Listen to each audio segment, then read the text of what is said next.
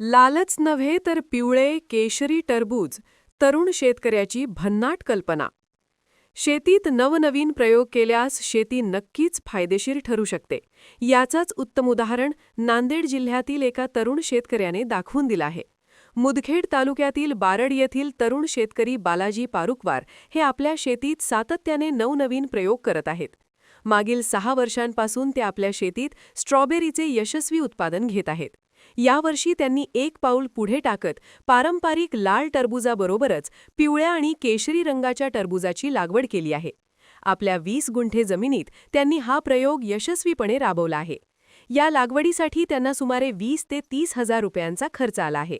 विशेष म्हणजे पिवळ्या आणि केशरी टरबूजामध्ये आयुर्वेदिक गुणधर्म असल्याचा दावा केला जात आहे. मधुमेह, हृदयरोग यांसारख्या आजारांवर हे टरबूज उपयुक्त ठरू शकते असेही सांगितले जात आहे. शेतीच्या बांधावरूनच या टरबूजाची थेट विक्री केली जात असून ग्राहकांकडूनही याला चांगला प्रतिसाद मिळत आहे. या टरबूजाला सध्या सुमारे 40 रुपये किलो दर मिळत आहे. एकूण खर्चाच्या तुलनेत सुमारे 2 लाख रुपयांचे उत्पन्न मिळण्याची अपेक्षा व्यक्त करण्यात येत आहे. बाईट बालाजी पारुकवार, शेतकरी. माझं नाव बालाजी मारुती अप्पा उपवार, राहणार बारड येथील मी एक युवा शेतकरी आहे. मी मागील 10 वर्षापासून शेतीमध्ये नवनवीन बदल करून नवनवीन पिकांची लागवड करतो. मागील 5 वर्षापासून माझ्याकडे स्ट्रॉबेरी आहे. यावर्षी मी स्ट्रॉबेरीला जोड म्हणून यावर्षी मी ऑरेंज आणि येलो कलरचे टरबूज आणलेले आहेत.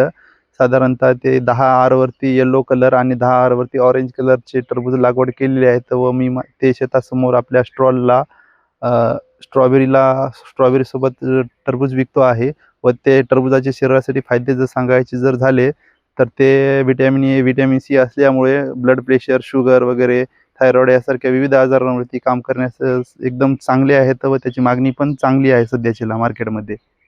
कुठून आणला? ही व्हरायटी मुळात जर सांगायचं झालं तर ही व्हरायटी थायलंड या देशातली आहे.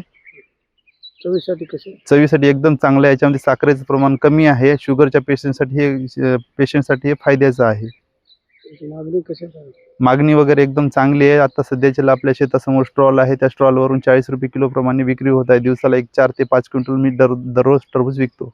बाजारपेठेमध्ये कशी मागणी? बाजारपेठेमध्ये हे नवीन असल्यामुळे आपण याला बाजारपेठेमध्ये अजून नेलेलं नाही. आपला स्वतःचाच मार्केट असल्यामुळं आपण स्वतःच्या स्टॉलला विक्री करतो. त्या टरबूजापेक्षा भावात काही?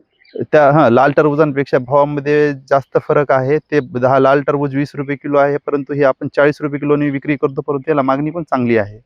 सध्या विक्री पण होत आहे चांगली. शेतकऱ्यासाठी काय सांग? शेतकऱ्यांनी शेतीमध्ये पारंपरिक शेतीला फाटा देऊन नवीन शेतीमध्ये आधुनिक प्रयोग करायला पाहिजे आणि स्वतःचा माल स्वतःच शेतकऱ्यांनी विकला पाहिजे. इतर जे व्यापाऱ्यांची जी साखळी आहे त्या साखळीमध्ये जे काय त्यांच्या खिशात जाणारा नफा आहे ते आपल्याकडे आला पाहिजे. स्वतः शेतकऱ्यांनी उत्पादक होण्यापेक्षा स्वतः उत्पादक आणि विक्रेता झाला तर नक्कीच शेतीमधून एक चांगलं उत्पन्न येईल व शेतकऱ्यांच्या ते आज मराठवाड्यामध्ये जे म्हणतो ना आपण की शेतकऱ्यांच्या आत्महत्या व्हायल्यात, त्या आत्महत्या थांबण्यास नक्कीच एक हे होईल, फायदा होईल.